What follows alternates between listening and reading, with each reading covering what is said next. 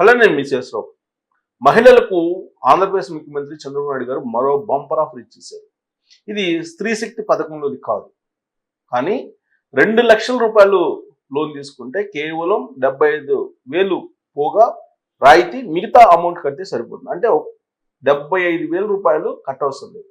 2 లక్షలకి 75,000 రూపాయలు మినహాయించుకుని మిగతా అమౌంట్ని బ్యాంకులకు కట్టచ్చు. ఇది కేంద్ర రాష్ట్ర ప్రభుత్వాలు కలిసి అమలు చేస్తున్నటువంటి పథకం. ఇది కేవలం డ్వాక్రా మహిళలకు మాత్రమే, స్వయం సహాయక బృందాల్లో ఉన్నటువంటి మహిళలకు ఇస్తున్నటువంటి ఒక పెద్ద ఆఫర్. 2 లక్షలు తీసుకుంటే 75,000 పోను, మిగతా అమౌంట్ 1,25,000 కడితే సరిపోతుంది. సో 2 లక్షలకి 1,25,000 కడితే సరిపోతుంది అని అంటే ఇది మంచి ఆఫరే కదా, 75,000 రూపాయలు వస్తున్నాయి కదా. సో ఈ పథకాన్ని సంబంధించి అవగాహన కల్పించాలనేటువంటి ఉద్దేశంతో రాష్ట్ర ప్రభుత్వం ఇప్పుడు పెద్ద ఎత్తున ప్రచారం చేస్తుంది. స్వయం సహాయక బృందాలు ఇప్పటికే అనేక రకాల ఉత్పత్తులు తయారు చేస్తూ ఉన్నాయి. ఒక్కొక్క బృందం ఆర్థికంగా స్వావలంబన చేసుకుంటున్నారు. కొంతమంది లోన్లు తీసుకొని ఉత్పత్తులను తయారు చేయకుండా పక్కగా పట్టిస్తున్నారు, కానీ చాలామంది లోన్లు తీసుకొని ఉత్పత్తులను తయారు చేసి వాటి ద్వారా ఆదాయాన్ని పొంది తిరిగి మళ్ళీ బ్యాంకులకు కడుతూ ఉన్నారు. ఆర్థిక స్వావలంబన దిశగా స్వయం సహాయక బృందాలు అడుగులు వేస్తున్నాయి. చంద్రబాబు నాయుడు గారు ఏదైతే ఆశిస్తూ ఉన్నారో ఆ దిశగా డ్వాక్రా గ్రూపులు వెళ్తున్నాయి. ఎప్పుడో 90s స్వయం సహాయక బృందాలకు బీజం వేసిందే చంద్రబాబు నాయుడు గారు. ఆ రోజున ఆ బృందాల ద్వారా పొదుపును అలవాటు చేసి ఆ పొదుపుని ఉత్పత్తులు తయారు చేసే దిశగా తీసుకువెళ్ళి ఇవాళ మార్కెట్ అంతర్జాతీయంగా చేసేలాగా తీసుకెళ్తున్నారు.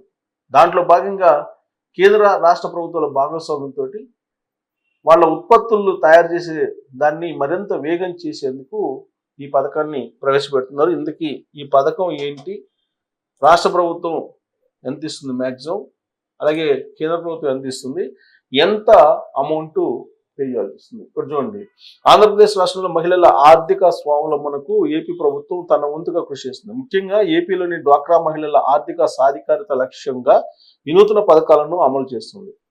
కేంద్ర ప్రభుత్వ భాగస్వామ్యంతో డ్వాక్రా మహిళలను వ్యాపారవేత్తలుగా తీర్చిదిద్దడానికి ఏపీ ప్రభుత్వం రాయితీలపై రుణాలను అందిస్తుంది. ప్రస్తుతం ఆంధ్రప్రదేశ్ రాష్ట్రంలో డ్వాక్రా మహిళలు వివిధ జీవనోపాధి యూనిట్లను ఏర్పాటు చేసుకోవడం కోసం లబ్ధిదారులను గుర్తించే ప్రక్రియ కొనసాగుతుంది.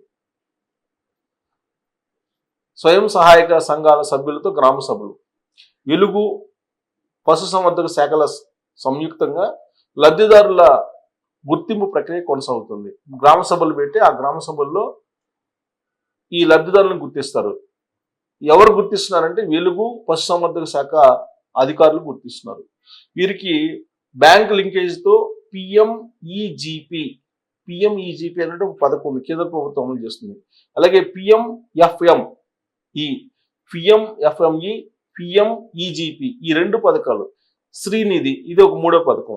ఈ 3 పథకాల ద్వారా వచ్చేటువంటి రుణాలను అందించడానికి ప్రణాళికలు రూపొందించారు. ప్రస్తుతం స్వయం సహాయక సంఘాల సభ్యులతో గ్రామాలలో గ్రామ సభలు నిర్వహిస్తున్నారు.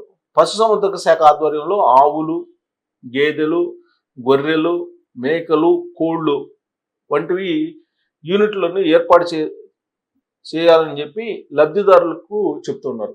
లబ్ధిదారులు వాటిని కోళ్ళు, గేదెలు, మేకలు, ఆవులు వీటిని పెంచుకునేటువంటి లబ్ధిదారులు ఎవరున్నారో వాళ్ళు గుర్తిస్తున్నారు. పశుసంవర్ధక శాఖ అలాగే వెలుగు. ఉపాధి యూనిట్లపై లభించే రుణాలపై రాయితీ, వీరికి ఆయా యూనిట్లను ఏర్పాటు చేసుకోవడానికి రుణాలు మంజూరు చేసేలా అధికారులు చొరవ చూపుతున్నారు. డ్వాక్రా మహిళలకు జీవనోపాధి యూనిట్లపై లభించే రుణాలపై గణనీయమైనటువంటి రాయితీలు ఉంటాయి. 1,00,000 రూపాయల విలువైన యూనిట్ని ఏర్పాటు చేస్తే అందులో మహిళలు 35,000 రూపాయలు రాయితీని పొందుతారు. అంటే 1,00,000 తీసుకుంటే మీ యూనిట్ 1,00,000 రూపాయలు తీసుకొని ఆవులను, గేదెలను లేకపోతే ఇంకొకటి కొని మీరు పెంచితే మీరు మళ్ళీ తిరిగి 35,000 రూపాయలు రాయితీ పొందుతారు. అంటే 65,000 రూపాయలు కడితే సరిపోతుంది. మిగిలిన 65,000 రూపాయలు మాత్రమే రుణం చెల్లించాల్సి ఉంటుంది. ఈ యూనిట్ల ఏర్పాటుకు ప్రభుత్వం చూడ మార్కెటింగ్లోనూ సాయం. యూనిట్లు ఏర్పాటు చేయడమే కాదు, వాటిని ఆ ఉత్పత్తుల్ని మార్కెట్ చేయడంలో కూడా సహాయం చేస్తుంది. ఇది ఒకవేళ 2 లక్షల రూపాయలు రుణం తీసుకుంటే, 1,00,000 కాకుండా 2 లక్షలు తీసుకుంటే 75,000 రూపాయలు రాయితీ వస్తుంది. మహిళలు ఆవులు, గేదెలు, మేకలు, గొర్రెలు, కోళ్లకు సంబంధించిన షెడ్లు మాత్రమే కాకుండా బేకరీలు, పేపర్ ప్లేట్లు తయారీ యూనిట్లు, వ్యవసాయ పరికరాల వంటి వాటికి కూడా రుణాలు తీసుకొని రాయితీలను పొందవచ్చు. ఈ రాయితీలు కల్పిస్తూ డ్వాక్రా మహిళలకు జీవనోపాధి యూనిట్లను ఏర్పాటు చేయడమే కాకుండా వారి ఉత్పత్తులు మార్కెటింగ్ విషయంలోనూ ప్రభుత్వం సహకారం అందిస్తుంది. ఇది డ్వాక్రా మహిళలకు గోల్డెన్ ఛాన్స్, మిస్ చేసుకోవద్దని చెప్తుంది ప్రభుత్వం. డ్వాక్రా మహిళలను ఆర్థికంగా పురోగతి వైపు నడిపించే లక్ష్యంతో ప్రభుత్వం అందిస్తున్న ఈ సువర్ణ అవకాశం మహిళలు సద్వినియోగం చేసుకుని ఆర్థిక పురోగతి వైపు అడుగులు వేస్తే రాష్ట్ర ప్రగతి కూడా సాధ్యమవుతుందని ప్రభుత్వ భావన. మరి యూనిట్ల పైన ఫోకస్ చేస్తే ప్రభుత్వ సహకారంతో ఏపీలో మహిళల యొక్క ఆర్థిక స్వావలంబన పెరుగుతుంది అనేటువంటి ఆలోచన చేస్తున్నారు. చంద్రబాబు నాయుడు గారి యొక్క లక్ష్యం ఏంటి అసలు? P4. ఈ P4 ద్వారా పారిశ్రామికవేత్తలు తయారు చేయాలనేది ఆయన ఆలోచన. అందరినీ కోడిసర్లు చేస్తానని చెప్పారు 2024 ఎన్నికలకు ముందు ఎన్నికల ప్రచారంలో. ఇంటికి ఒక పారిశ్రామికవేత్త ఉండేలాగా డిజైన్ చేశారు చంద్రబాబు నాయుడు గారు. అలాగే ఇంటికి ఒక ఆర్టిఫిషియల్ ఇంటెలిజెన్స్ వచ్చినటువంటి వాళ్ళు ఉండాలి అనేది ఆయన ఆలోచన. అందుకే 2047 దిశగా రాష్ట్రాన్ని తీసుకెళ్లేటువంటి క్రమంలో పారిశ్రామికవేత్తలను తయారు చేసే దిశగా ఆయన ఆలోచిస్తున్నారు.